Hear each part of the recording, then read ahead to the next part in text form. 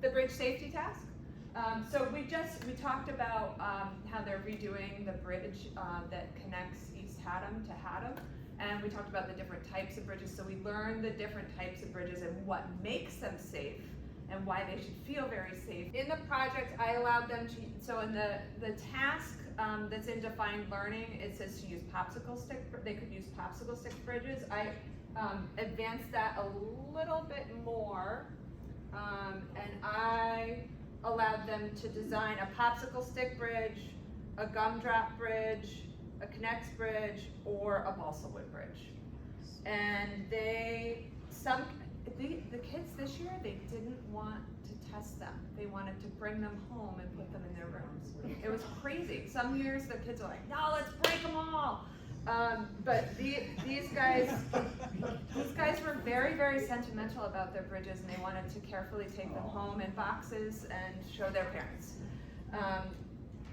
So I just have some pictures of the bridge. They had to tell me what makes bridges strong, why is their bridge strong, and what kind of bridge it is.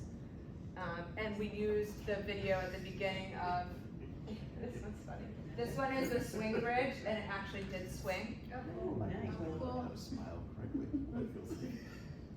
This was a truss and beam bridge. They had to do blueprints of them before and show me what they were going to build. I got in one. This girl did not want her picture taken. I'm like, oh, she's like, yeah, maybe. And then some of these guys made big with the Connects. They had bigger bridges. Some had basic beam bridges. These guys got really into it. They did a suspension, arch over, and then they looked up all the different types of names, and they had to tell me what kind it was. And one of the kids was like, no. I said, oh, yours is an arch through. She goes, no, Mrs. Thody, mine's an arch under. So so they really they were very snazzy about everything. So super fun. Lots of work. Lots of hot glue for some of them.